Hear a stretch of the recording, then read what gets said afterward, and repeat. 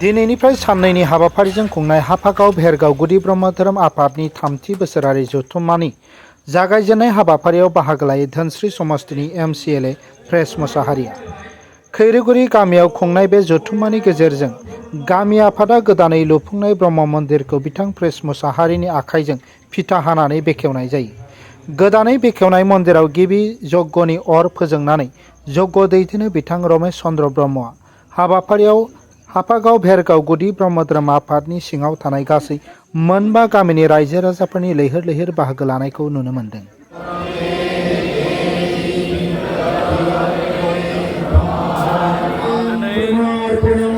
भेरगाव खैरोगुरि गामिनि नैबे ब्रह्म मन्दिर बेखेवनाय हाबाफारिखौ लोब्बा लाखिनानै जिथु मोजां मोनसे हाबाफारि जानानै थांदों आरो बेजों लोगोसे दिनै थामथि बोसोरारि जथुम्मा भेरगाव हाफागाव गुदि ब्रह्म धोरोमनि खुंनाय हाबाफारिबो दिनै सोलिगासिनो दङ।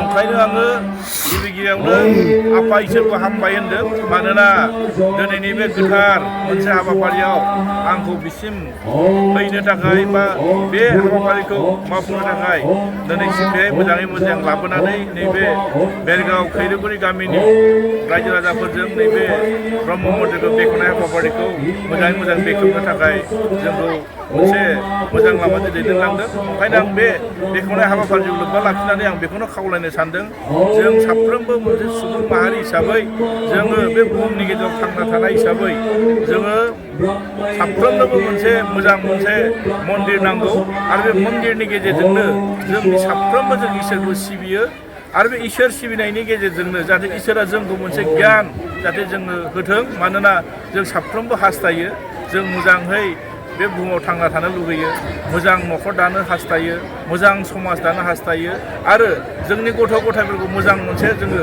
मोजां गियाननि गेजेरजों मोनसे बे सुबुं माहारिनि गेजेराव राफोद जाहाथे जों जानो लुगैयो। ओंखायनो आं आसा खालामदों जाहाथे जोङो बे भेरगाव खैरोगुरि गामिनि नैबे ब्रह्म धर्म बेखेवनायजों लोगोसे आं बेखौनो बुंनो सानदों जे दिनै जोङो नुदों बुहुमा जथेस्थ' सोलायबाय।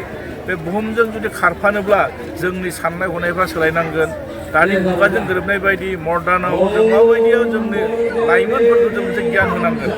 दिनै जों नुनो मोन्दों जोंनि लाइमोनफोरखौ बे धोरोम सिबिनायाव जों बारा गोसो गुदुङै जों हाबसोमनानै खामानि मावनायखौ जों नुवाखै। ओंखायनो जोङो गियान होनांगोन, जों लाइमोनफोरखौ मोजां बोसोन होनांगोन। मानोना जिथु नुनो मोन्दों जोङो दिनै बे जोंनि उदालगुरि जिल्लाल' नङा, जों गुबुन गुबुन जायगाफ्राव जि जायगायाव जों थायाथों मानो गोबां जोंहा ब्रह्म धोरोमारिफोर दङ।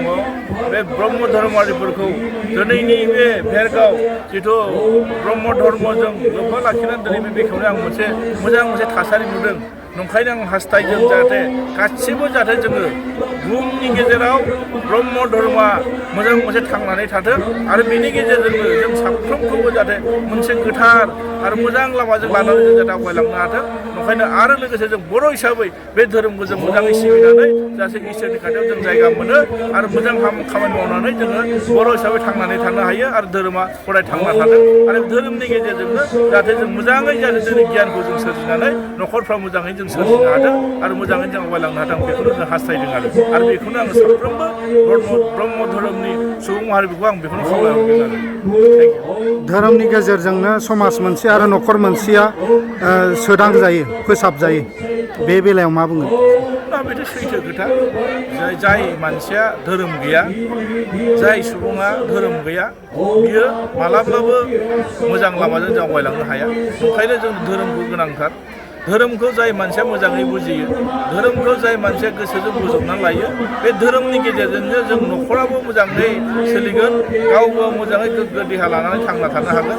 ओंखायनो धोरोमानो जोङो सुबुं माहारिनि गेजेराव थांना थानायनि मोनसे गोथों लामा, जाय लामाजों जों गासिबो सोरजिजानाय, जाय लामाजों जों गासिबो मोननो हायो। जों देहानिफ्राय लानानै, सोलोंथाइनिफ्राय लानानै, न'खरनिफ्राय लानानै, गथ' गथायनिफ्राय लानानै। ओंखायनो बे धोरोमखौ जों मोजाङै बोनथुमनानै लानानै जुदि आवगायलांनो हायोब्ला न'खराबो मोजां जागोन, गावबो मोजां जागोन आरो समाजाबो मोजां जागोन। ओंखायनो जों धोरोमखौ जोंनो बिराद इम्परटेन्ट आरो। Thank you.